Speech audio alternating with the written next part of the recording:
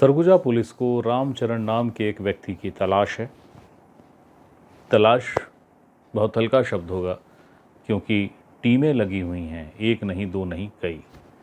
Police हर संभावित जगह पे छापेमारी कर रही है, जहाँ पे भी कोई सूचना आ रही है पुलिस पहुँच रही है, लेकिन रामचरण लोहार पकड़ में नहीं आ रहा है।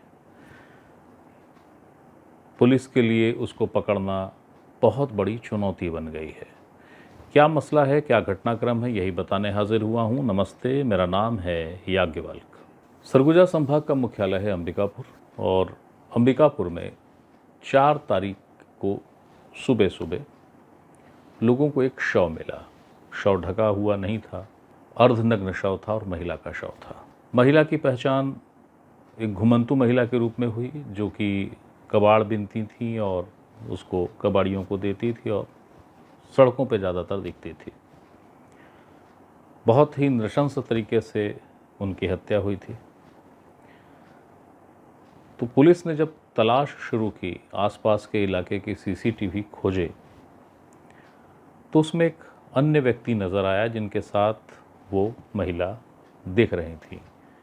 समय रहा होगा करीब 3 बजे से 4 बजे का, बल्कि ये कहिए कि 1 बजे से 4 बजे के बीच का समय अंतराल है जिसमें ये महिला रामचरण लोहार के साथ लगातार दिखी है, सीसीटीवी में कैद हुई है।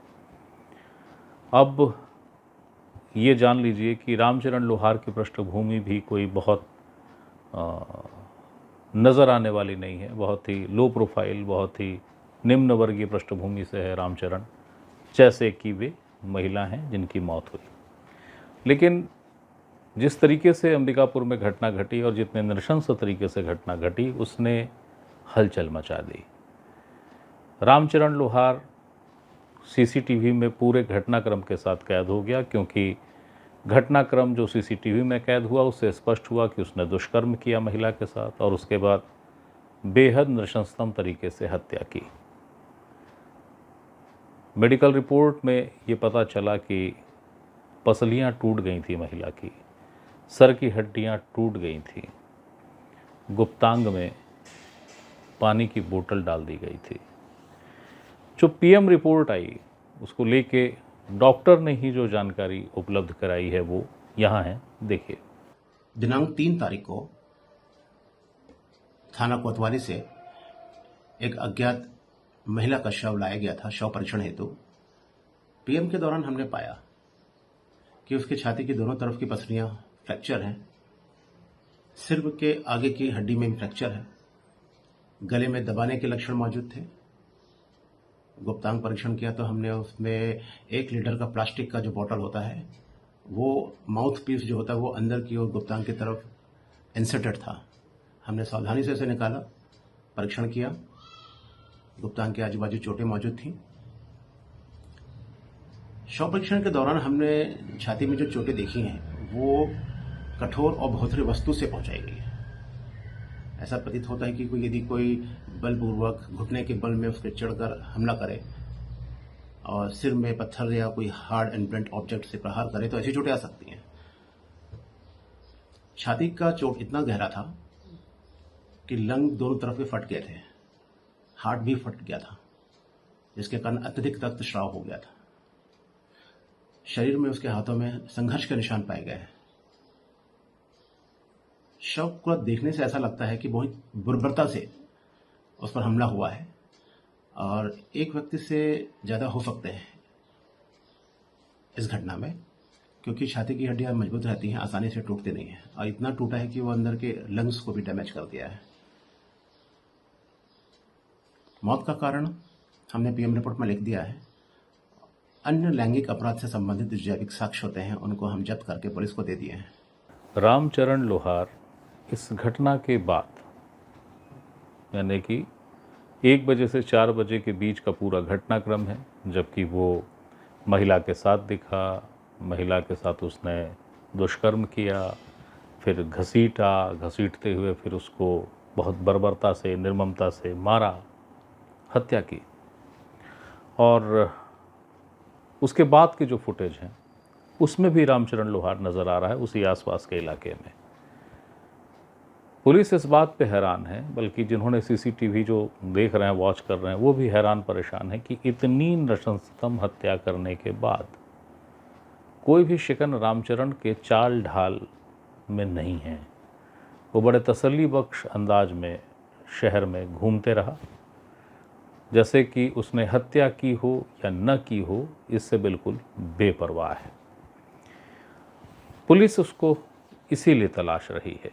जब पीएम रिपोर्ट सामने आई, सार्वजनिक हुई, मीडिया के जरिए स्थानीय पूरे लोगों को पता चला, तो आक्रोश बढ़ गया, नाराज़गी आ गई सामने और तमाम तरह के सवाल भी खड़े हुए। सवाल इसलिए खड़े भी हो गए क्योंकि अंबिकापुर संभाग मुख्यालय है और जहाँ पे ये घटना घटी है वो सरगुजा संभाग ही नहीं, एक व्यापक क्षेत्र है। उसकी आराध्य देवी मानी जाती हैं महामाया। उस मंदिर जाने वाले मार्ग पे पूरा घटनाक्रम हुआ था। जहाँ पर उसने दुष्कर्म किया रामचरण लोहार ने, वो जगह आप उसे मुर्गा काटने वाले की दुकान कह लीजिए या जो भी कह लीजिए, तो उसको लेकर भी एक फिर से सवाल पुराना आ गया, एक मुद्दा सामने आ गया कि महामाया मंदिर के आसपास जाने वाले मार्ग पे ऐसी दुकानें नहीं होनी चाहिए जहाँ पे मुर्गा कटता हो या इस तरीके के पशु हत्या होती हो। बहरहाल घटना वहीं हुई थी और ग्रीन नेट जो होता है उससे ढांक दिया जाता था रात को, ताकि दुकान नज़र ना आए। तो वहाँ पर जो चबूतरा था वहाँ पे पूरा उसने घटनाक्रम किया रामचरण लोहार ने, और उसी जगह पे एक सीसीटीवी था और उस सीसीटीवी में सारा घटनाक्रम कैद हो गया। जिन्होंने उस सीसीटीवी को देखा है, यानी कि पुलिस के अधिकारी, वो ये कह रहे हैं कि शुरुआत सब कुछ सामान्य सी थी, वो अचानक हिंसक हो गया और हिंसक इस कदर हुआ कि स्तब्ध कर दे। इतना हिंसक सामान्य तौर पे नहीं होता व्यक्ति, मगर उसने हिंसा का वो पैमाना तय कर दिया कि पीएम करने वाले डॉक्टर की आपने बात सुनी, वो खुद स्तब्ध से थे। अब पुलिस को उसकी तलाश है और भरपूर तलाश है, लेकिन रामचरण लोहार हर बार बच निकल रहा है। उसकी आखिरी लोकेशन जो भी मिलती है और पुलिस जब तक पहुंचती है तो पता लगता है 10 मिनट पहले वो नदारद हो गया वहाँ से।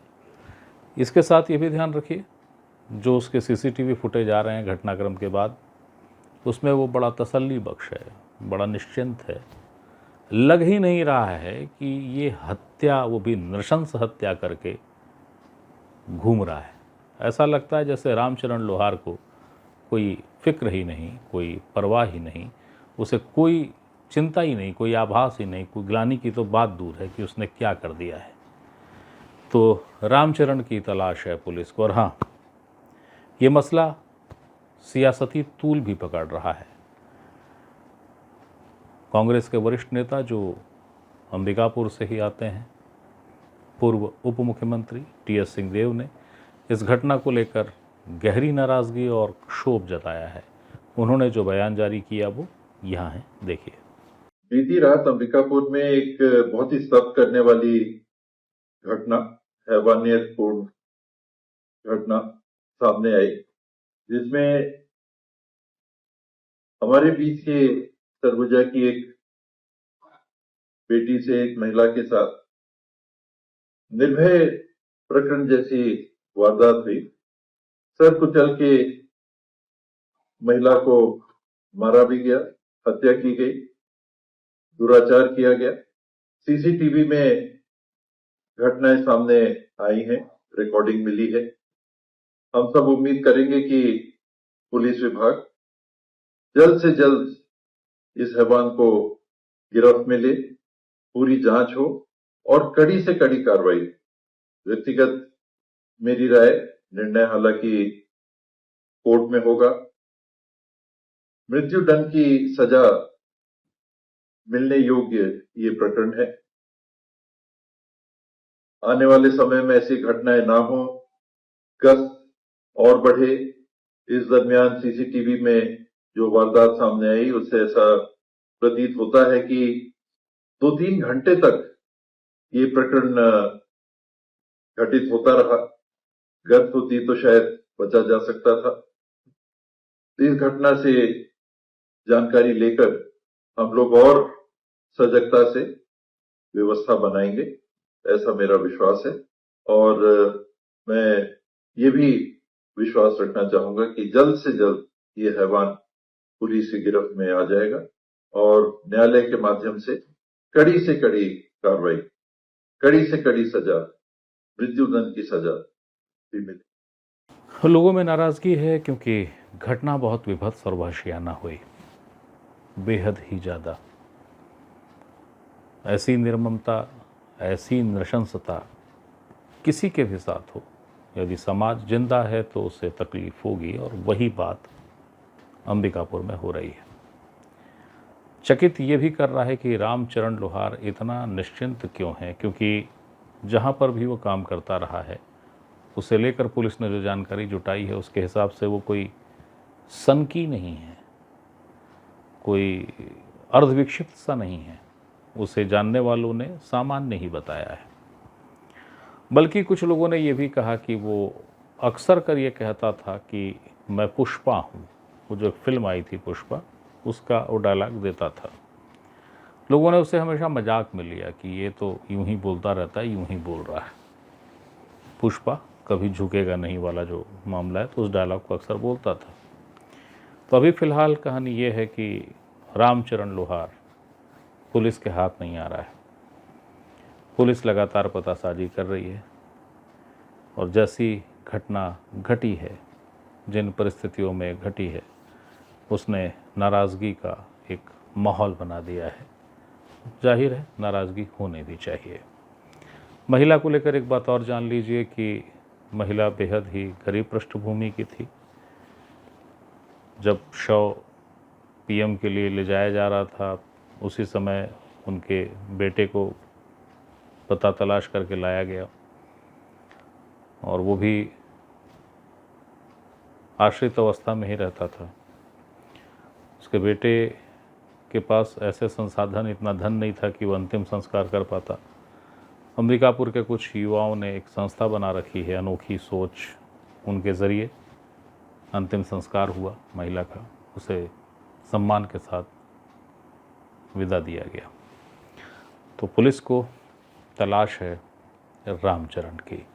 वो रामचरण जो शहर के अलग अलग सीसीटीवी में दिख रहा है, रेलवे स्टेशन के सीसीटीवी में दिख रहा है, पर पुलिस के हाथ नहीं आ रहा है। तो एक सूचना थी, एक जानकारी जो ज़रूरी थी, और जैसा कि मैं कहता रहा हूँ, हर सूचना और जानकारी का अधिकार सिर्फ आपका है, मैं सिर्फ माध्यम हूँ। फिर कोई सूचना हो, फिर कोई जानकारी आए, वो देने आपके सामने फिर हाजिर होऊंगा। तब तक के लिए प्रणाम।